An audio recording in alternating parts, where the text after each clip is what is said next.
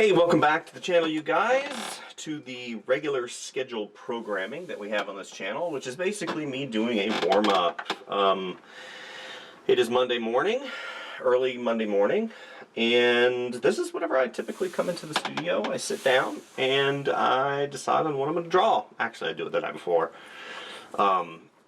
Decide on what to draw the night before. But that being said, today we're going to be working on toned Canson paper. In the month of November, I decided that I was going to do sort of a creature character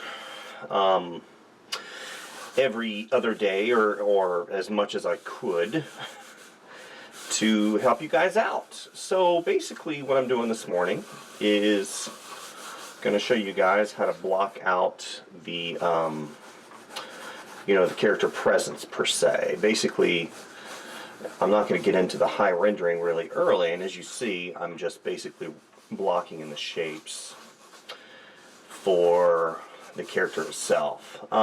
Typically what I'll do is I'll start out with a circle. You guys see that. This character is going to be sort of a dragon slash goat ram hybrid, so to say. Pretty simple, right? Goat ram hybrid. Goat. That doesn't make sense. Goat ram. Goat is a ram, right? Type of ram, anyway. But it's going to be a hybrid, so we're going to have kind of a certain elements from a dragon, and then of course an element from the goat. Anyway, so we're coming up on finals and the last sprint for class where I teach. And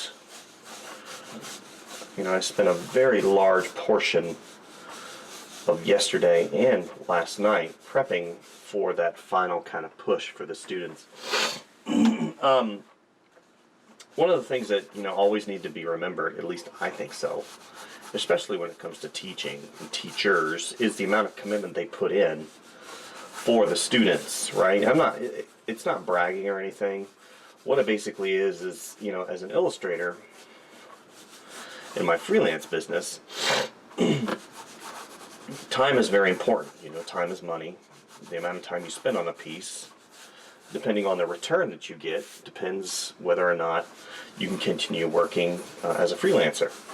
In the freelance world, again, time is one of those precious commodities that you really need to manage well. And let's give him a little hairdo here. I'm going to make him super cute. And whenever it comes to teaching, what you got to realize is, they always say you don't get into teaching for money, which is true. You really shouldn't, because there's not a lot of money to be made, except in the higher echelon of the teaching environments like college and being a college, tenured college professor, and you make decent money, $180,000, $90,000, $100,000, and then you get into the presidency, which, depending on the college that you go to, could really net you a lot of money, but you have to pay your dues, right? So I'm going to give him a little collar here, fur. And make him super cute. He's going to be so cute. So, but what I think, as somebody that really doesn't understand, especially in the lower grades, lower tier of education, your elementary schools, your give him a little dragon nose, lizard. You're not going to make a lot of money. And that's really sad, because the amount of time and effort that goes into teaching children is a very commendable and honorable profession, or at least I think so. Right? You're ushering in a new wave of people, and you really have to make the commitment to make the sacrifice to help those kids out. And you have the ability as a teacher to really affect them in a positive, and if you're a really crappy teacher, a negative way.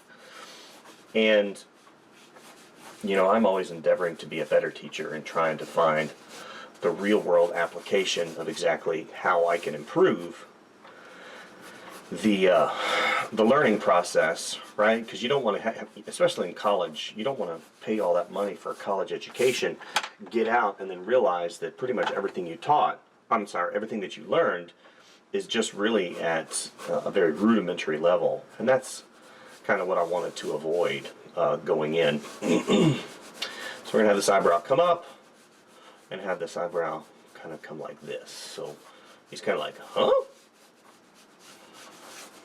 Right? And I'm going to give him a little fang right there. Right? And have this shoulder. So you basically now see what's going on. You see I've fleshed in and worked in the rudimentary forms. I've gone through and basically shown where stuff is going to be. Like here's the top of his muzzle. Comes down. Then I'm going to have the eye. The eye's going to be nice and big. Because here's the bridge. Right? Have that kind of come around because he's not sinister, but there is a devious sort of quality to him, right? So I'm going to have that come around. Have the eye shine right here. Have that jaw come around like this. That's going to come up. And here's his other brow. Let's get a little fur on that other brow, right? That eye's big. Remember, that eye's big. Even if you have to draw through. That's one thing that helps me is I draw through my forms to really get a better understanding of exactly where stuff is. So you're not going to see that other eye because this nose right here, part of his nose comes up right there, and it's going to cover that part. So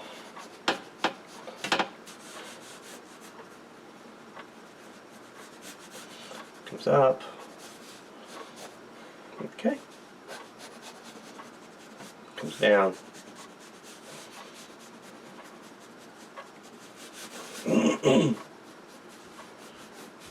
Anyway, finals. So I'm not one for doing huge written down finals because it's a studio class. So obviously I've got a really great project that we're working on. We're going to be working on.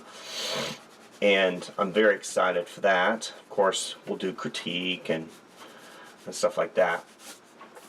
But what I wanted to really iterate to the students was, you know, I'm here as a resource for them. And that's really important that they understand that they can contact me if they have issues. You know, a little bit of fur here. I want his arm to kind of come around, right? And with this arm right here, it kind of gets a little bit bigger, right? That forearm, and it's got some weight to it, so it's going to be a little bit bigger down here at the bottom, right? And I'm going to have the claws, you know, just kind of come out like this. You guys can see that. I don't want my right, because it's kind of like pulling on a little bit on his feet and pulling him up a little bit. So you got this other foot come around. It's kind of overlapping just slightly, and then we're going to bring this around. And here's the side of his leg. Again, we're going to have a little bit of fur. Even though he does have a dragon quality to him, he's still going to be a lot of goat, ram. Okay, we're going to have that come around. We're going to have that wing come like this. Wing comes out, right?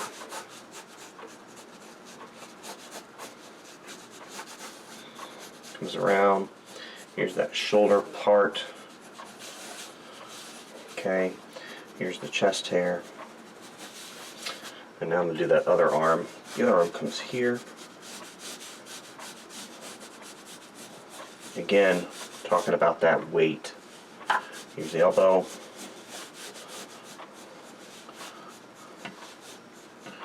Right, comes like that, comes like that, comes like that. This one's ahead of that one. Right? Here's that jawline. Again, we're going to draw that eye in, reconfirm. And if you notice, a lot of times what I'll do is I will simply put in an indication of where the line is, and then I'll come back as I'm moving through the drawing, and I will basically finish. So he's turned just slightly. His body is turned, so we're going to see more of this wing than we are of this wing. So I'm going to tuck this wing just slightly, and I need to watch their size relationship, because this one's going to be a little bit farther away, so it's going to be a little bit smaller, and it's going to be turned. So in terms of how I'm going to view that form, you know, I'm thinking three-dimensionally, as I told you guys to do in the past. So basically, you know, if I have this, like this, here's that center line, okay? You can basically equate it to like this, okay? So this is very rough, but in its basic form, you can understand that this is this drawing back here. And in terms of perspective, right, these wings, because I want it, you know, in terms of perspective and how it rides, I'm going to have this wing show just a little bit more, right? And as this goes here, it's going to come in and taper in like this, if that makes sense. So, as I do this wing, I'm going to have it come here, like this. Shade that in just slightly. And then I've got this other leg slash hip. We have some grass. Right. Here's that foot that comes around. So I'm going to have that foot, and it's going to have a little claw, right? It kind of curves. And I won't be able to say the inside because that arm is covering up the inside of this claw. And the same thing kind of happens over here, right? So what I like to do is I'll come down, I'll define these shapes a little bit, because his feet are like this. His feet a little bit better, right? And that claw right there kind of comes like this. You can't see that one right there. So here's the inside of this arm, right? Here's the bottom. Now too, if you guys have ever taken a bag of sand, right? And the bag of sand, whenever you're holding it, it has, you know, it has a look like this. Let's say I'm holding it, right? Here's my thumb. Okay, here's my bag of sand, right?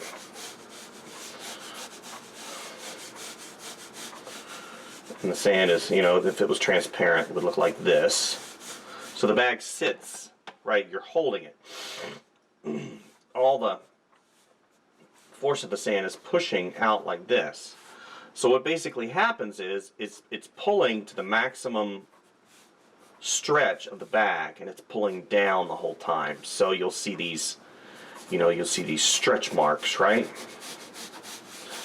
So then, whenever it goes down, okay, and it sits on the ground, what happens is all of this extra fabric gets used as well, and it pushes out. Okay, and again, if it was transparent, here's the sand, and it pushes out on the bag. Okay, and then maybe instead of this, it comes here, and here's the rag. Not the rag, but the edge up here, the opening, right? and it's still pushing out. But that sand is expanded and taking some of this fabric along with it, and it pulls, right? It pulls, and it pushes out. And all this sand, you know, maybe it's like this on the inside, okay? Like that. Boom, okay? So, darn it. What inadvertently happens whenever you have the same type of mass inside of the being here, you're going to get the same effect. So you're going to have that bulging, you know, right? The fat, the cells, have some hair, and gravity is going to affect. I'm going to have that tail come up just a little bit because I want it to be a little more noticeable, right? Define these a little bit more. See, I'm talking to you, and something that typically only takes me about 7 to 10 minutes. I want to make sure that you guys get the concepts, so that's why I kind of stop. Here's that shoulder. Here's the other shoulder right here. Okay.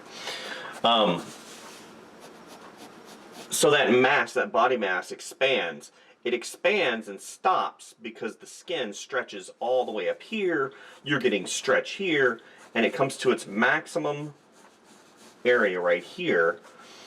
And that whole squash and stretch effect adds to the believability,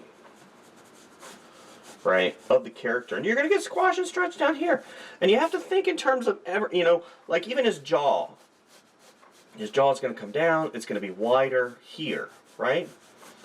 And here's the other side of his jaw. And it's going to push down. And this whole form is going to be rounded, right? Now this is a solid form, but it's got weight to it. So it's going to pull down, right? This was one of the really important concepts whenever I was in animation class at Ringling. You know, the whole squash and stretch and the believability and the follow through and understanding gravity and weight and how things work, and it's just practice, practice, practice, practice, practice, observation, how water moves, right? I did an animation of water and how water moves, and then I put particulate matter inside of the water because that changes the density of water, which will change how gravity affects it, right? I love putting spots, right? His little foot comes down. His little foot comes down.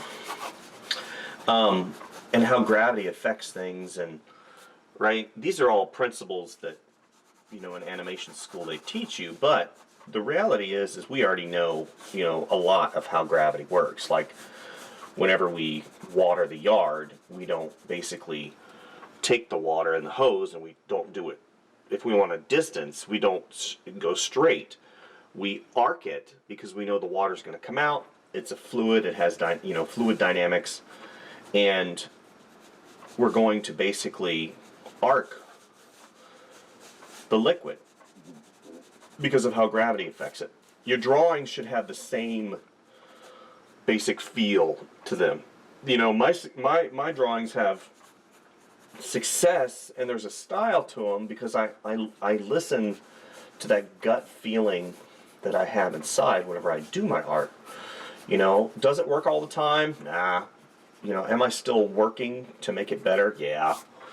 But the reality is I look at, you know, more than just basic forms and trying to get the character on model.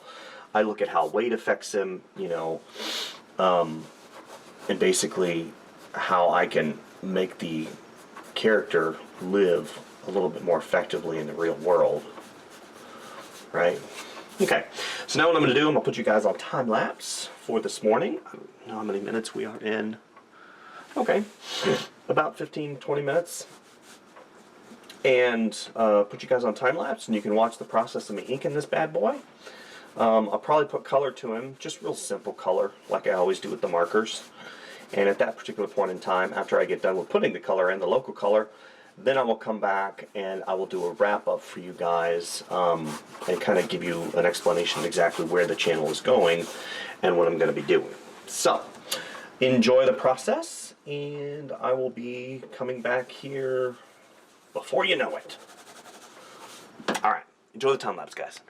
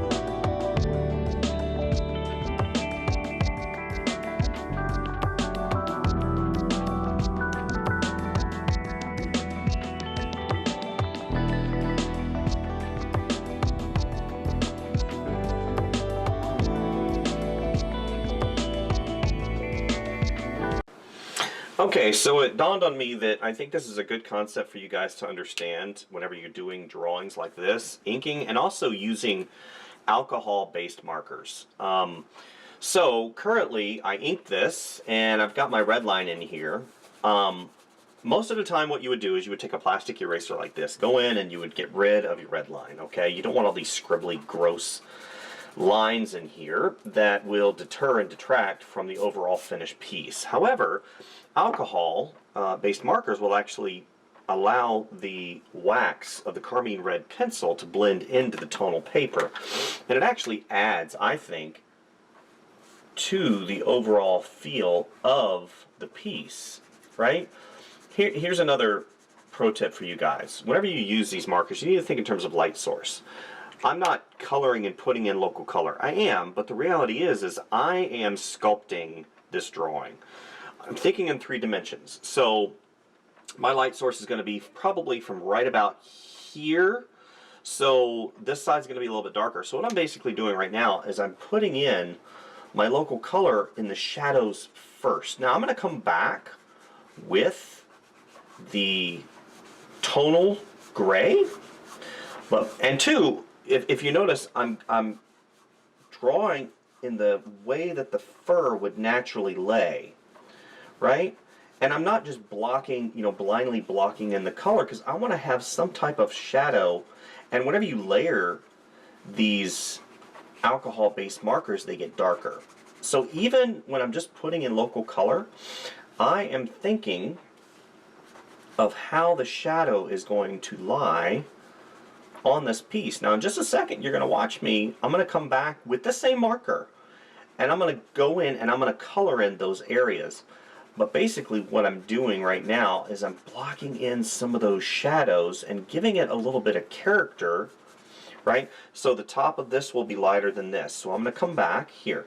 See now, and again, I know this is a rounded form, and the fur is going to be rounded, and I'm going to put in that shadow first. It's not really a shadow. I'm just using the local color, this purple, to block in. So I'm going to make that really brilliant pink because I want his little chest to be pink. And I'm just basically, I'm putting in that local color, but I'm also thinking in terms of form. I'm always thinking in terms of form, right? I want the bottom of his feet to be green. So this whole area right here is going to be darker, right? And as the light hits here,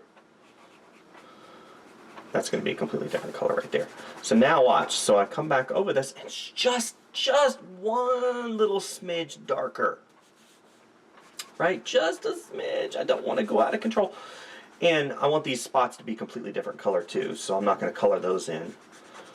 But like the light hits here, there's going to be a nice dark shadow right here. You're going to see a little bit of here, light here, and then it's going to round, right? So again, and I'm coloring in the direction that I think the fur is going.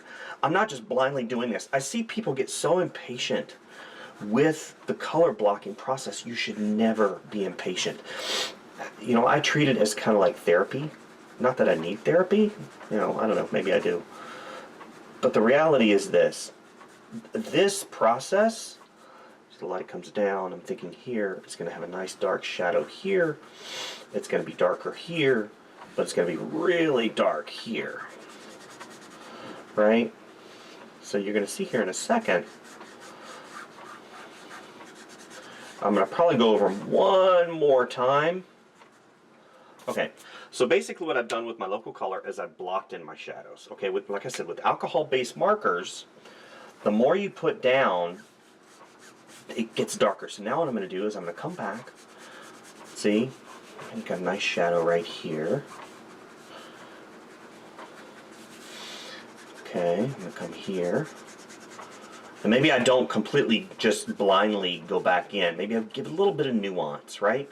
Little bit of nuance here and there. Now, granted, I am going to come back. I'm going to come back with a gray. I'm going to come back with possibly an even maybe warmer or cooler color to kind of offset this purple just slightly. You guys will see. I'm telling you. And thinking in terms of fur. See, I'm thinking in terms of fur right now. I'm curving that stroke, right? So you can even go so far, even if this is a local color, I've got a lighter purple, right? I hope I've got a lighter purple. Please, lighter purple. Okay, so here's the rose red, here's the begonia. That's a little bit too much. So watch. So now, okay, these are just supposed to be the blocked in shadows. I'm not supposed to go in and render these into shadows just yet. So now watch.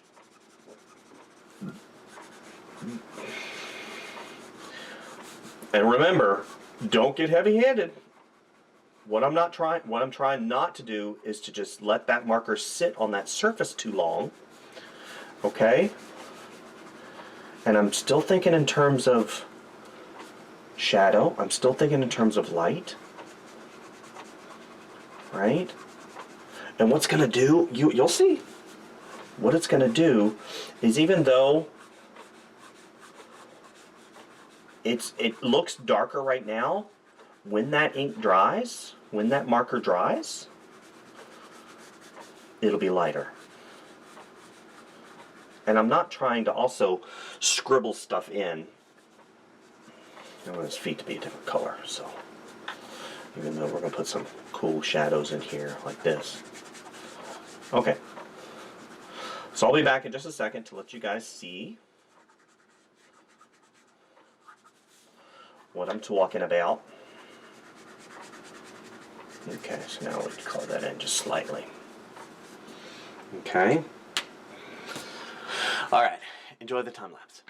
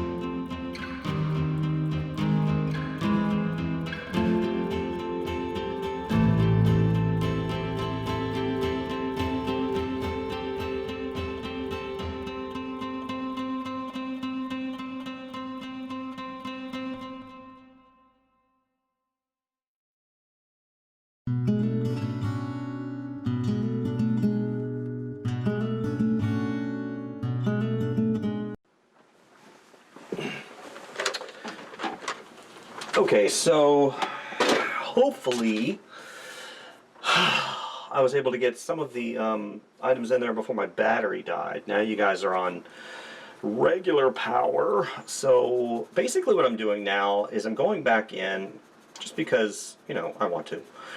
And I want to show you guys that most of the time I typically stop at a certain point just because I've got tons of stuff to do, which I do today.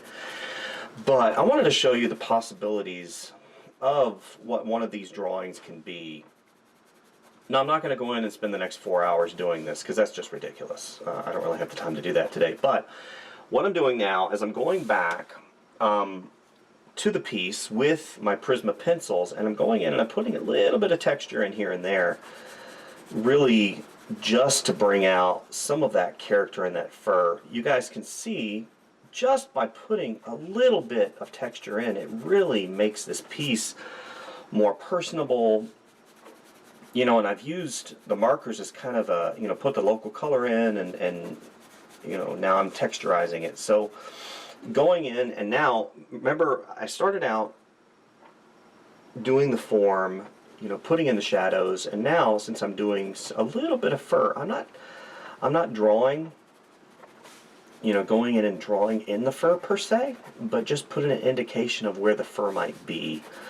You know, I'm using this really dark crimson. It's dark purple.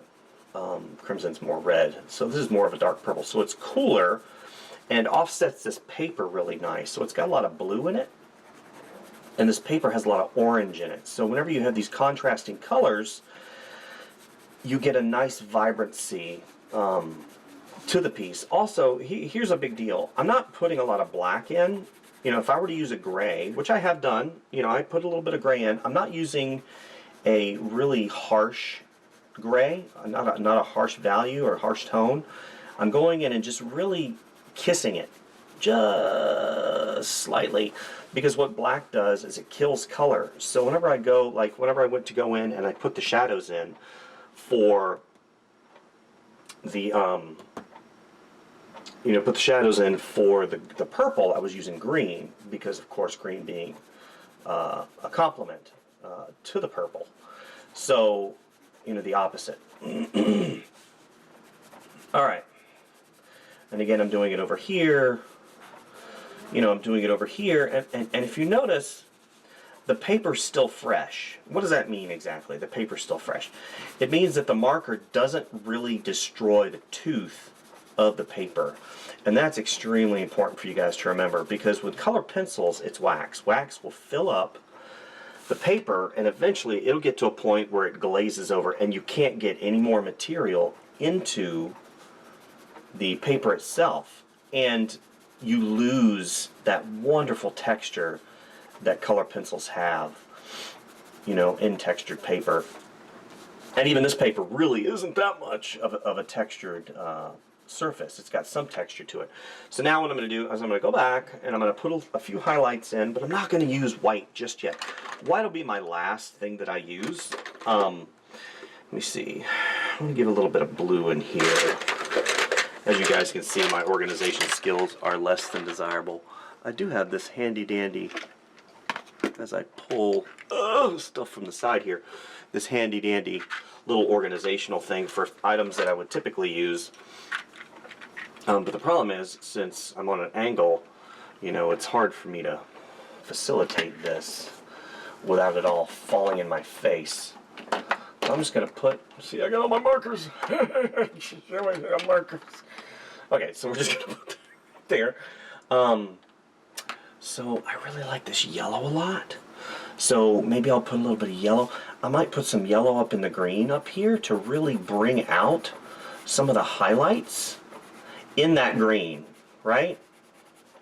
And what that does is it saturates that green that much more, and it makes it look more vibrant, right?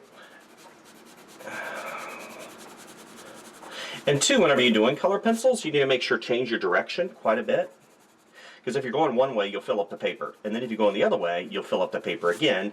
And if you go and you do another way, you'll fill up the paper a third way. So it gives you three options to be able to fill up the paper with material. And you don't want to go, again, you don't want to go too quickly. You know, sometimes the best thing is the nuance. So we'll put a little bit of this yellow in this horn up here, right?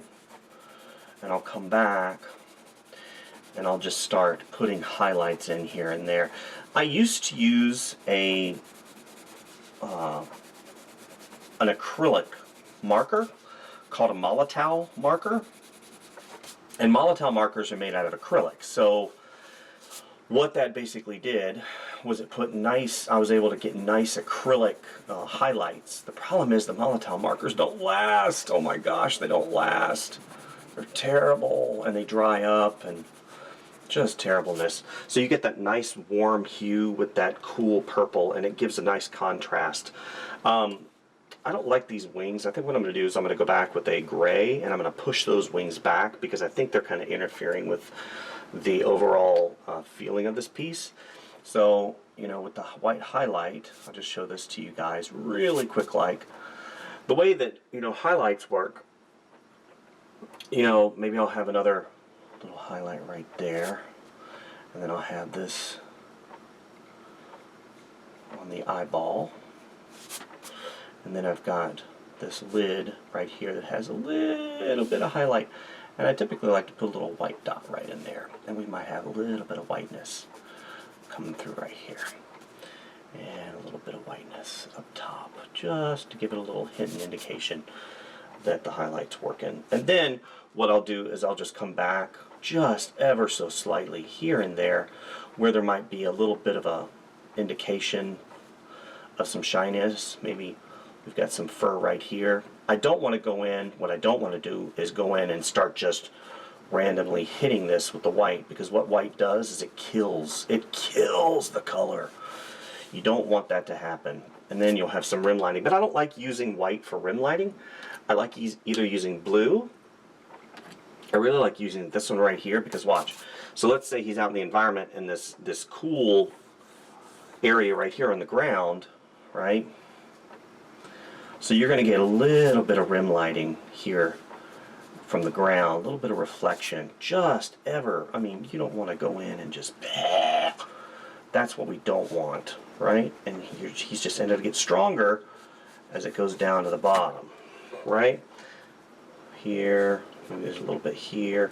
And just that little bit of lighting will help round things so much. I mean, it's amazing what just a little bit will do, right?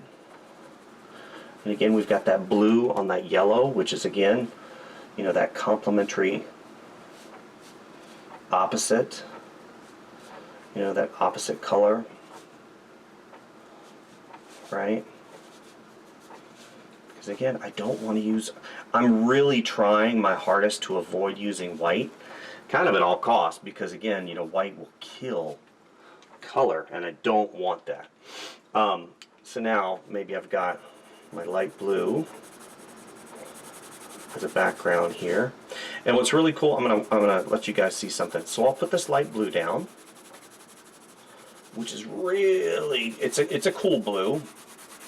And again, I'm not shoving the material into the paper to where it just gets so saturated, because I want to leave some room, because what I'm going to do is I'm going to colorize it here in just a second. You guys are going to see it's going to be really cool. Okay? Because whenever you put color on this, what it's going to do is it's going to brighten up. See, I've got this thing that comes here. Okay. So I want it to be kind of blue, but I don't want it to be too blue. So we've got these two that are pretty much the same. So that's kind of a warm gray. Oh, here we go. And that's kind of a slate gray. I don't want it to like jump out too much. Ooh, that's not bad. Okay, so whenever you put this over white, what that's going to do is it's not going to kill the white. Yeah, that's not the one I want. No, that's too green. That's not bad. And if you notice, a lot of times I'm not going in and using the tip, the point. I'm using the side. So let's do this. Now you see what that does? It completely, we go from a nice cool blue, and then I put this yellow, this kind of fluorescent yellow on top, and it pulls the white and the highlights and the coolness right out of that background hue, that blue that I put down. Yeah. Okay, so now I'm going to get my green. Get my green. That's not bad, as I have a bunch of crap in my hand. So now I'm going to get my green, wherever it is. The tea green that I've been using is really nice, but I really like the pea green. T and P. Okay, so this is, again, spring green. So we're going to put spring green. Yeah, that's perfect. So I'm going to basically color the tops of these, okay, like this, and I'm going to kind of blend it down. That's nice. So then too, this will make this pop a little bit more. And I'll show you what I'm going to do here in a second. That'll really help.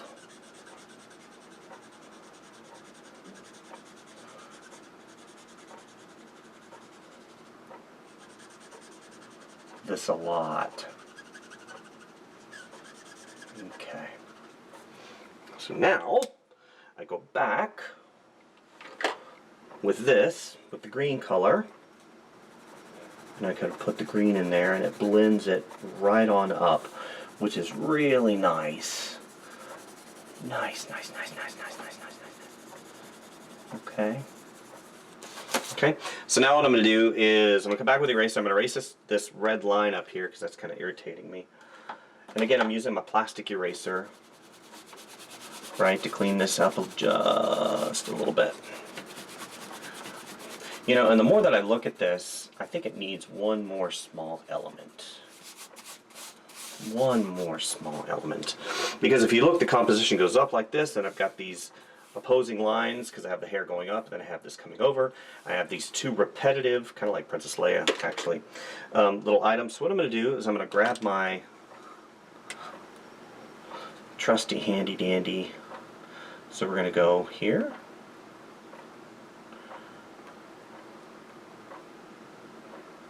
Right?